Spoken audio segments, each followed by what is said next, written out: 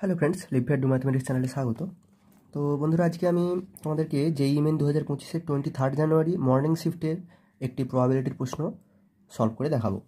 দেখো, বলেছে one die has two faces marked 1, two faces marked 2, one face marked 3 and one face marked 4। তার মানে কি?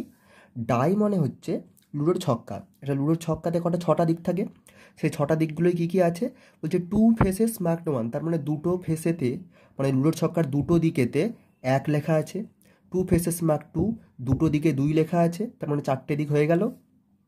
One face marked 3, একটা দিকে 3 লেখা আছে, আর ওয়ান ফেস মার্কড 4, আর একটা দিকে 4 লেখা আছে।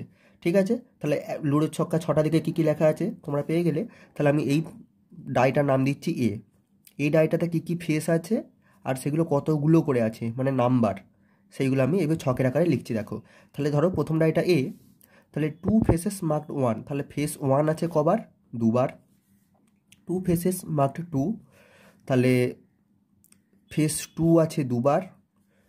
ওয়ান ফেস মার্কড 3, তাহলে ফেস 3 আছে 1বার। আর ওয়ান ফেস মার্কড 4, তাহলে ফেস 4 আছে 1টা। এটা এ এর ক্ষেত্রে হয়ে গেল। এবার বি এর ক্ষেত্রে কী কী ফেস আছে আর তার নাম্বারটা আমরা লিখে নেব, এক একটা ফেস কতবার করে আছে। তাহলে দেখো, অ্যানাদার ডাই মানে অন্য যে ডাইটা, যেটাকে আমরা বি বলছি, হ্যাজ ওয়ান ফেস মার্কড 1, তাহলে ফেস 1 আছে 1টা। টু ফেসেস মার্কড 2, তাহলে 2 ফেস আছে 2টো। টু ফেসেস মার্কড 3, 3 ফেস আছে 2টো।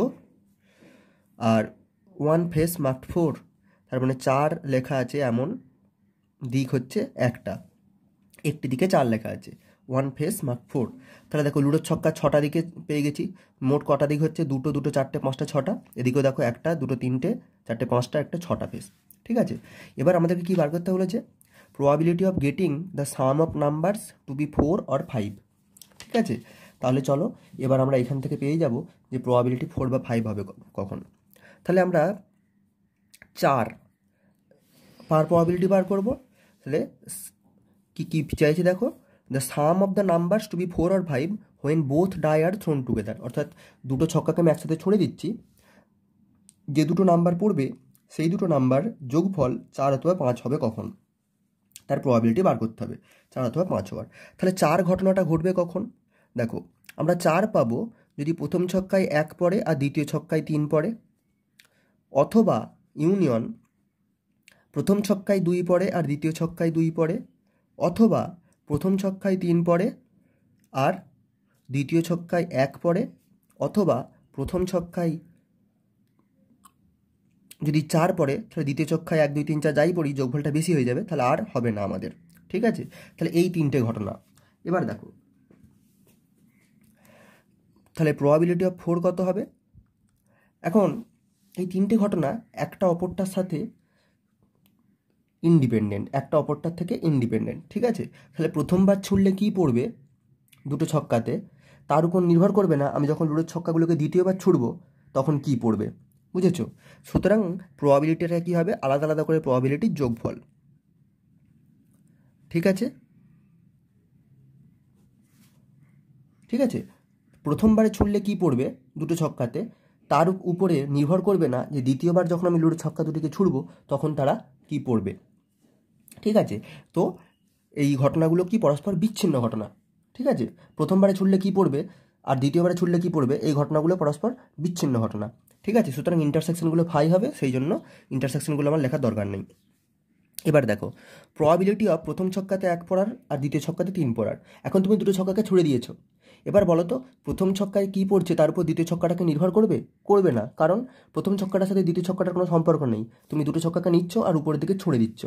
ঠিক আছে, তাহলে প্রথম ছক্কাতে কী পড়বে আর দ্বিতীয় ছক্কাতে কী পড়বে, এই ঘটনা দুটো কিন্তু একে অপরের উপর নির্ভরশীল নয়, তাহলে এরা ইন্ডিপেন্ডেন্ট। তাহলে probability of 1 into probability of 3 লিখতে পারি এটাকে, প্রবাবিলিটি অফ 1,3টাকে।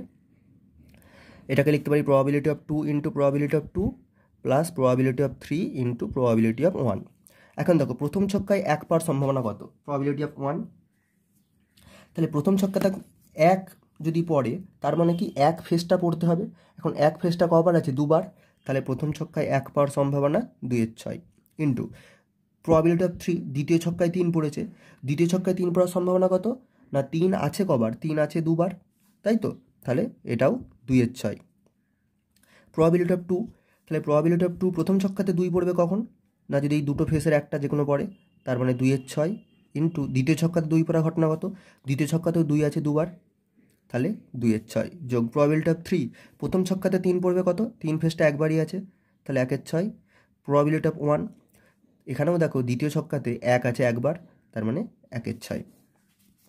তাহলে কত হলো, নিচেরগুলো 6 6 36 সবসময়, আর উপরে 2 2 4 যোগ 2 2 4 যোগ 1, তার মানে 9 36, তার মানে 1/4। তাহলে প্রবাবিলিটি অফ 4 হচ্ছে 1/4। ঠিক আছে, এবার প্রবাবিলিটি অফ 5 বের করব। ওকে, দেখো প্রবাবিলিটি অফ 5টা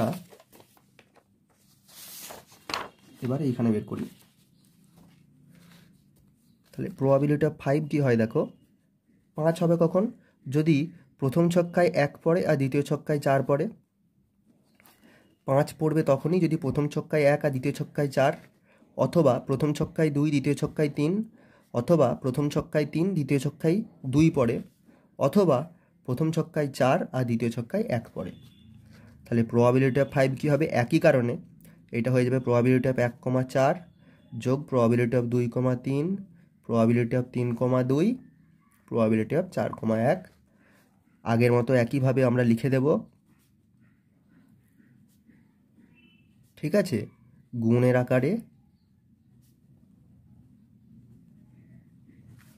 এবার প্রথম ছক্কায় 1 পড়ার সম্ভাবনা কত, দেখো প্রথম ছক্কায় 1 ফেসটা আছে দুবার, তাহলে 2/6।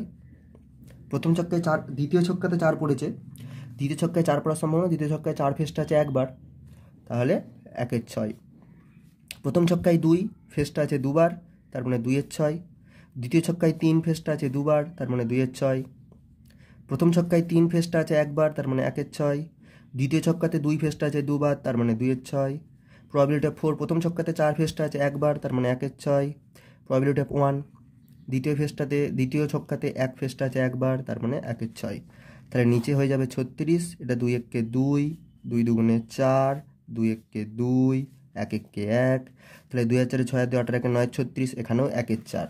তাহলে প্রবাবিলিটি অফ 4 বেরিয়েছিল 1/4, প্রবাবিলিটি অফ 5 বেরোলো 1/4। তাহলে 4 অথবা 5 পড়তে পারে এরকম বলেছিল আমাদেরকে। তাহলে probability of 4 plus probability of 5 কত হবে, 1/4 যোগ 1/4 সমান 1/2। ঠিক আছে, যেটা আছে দেখো অপশান ডিতে, এটাই কারেক্ট অ্যান্সার।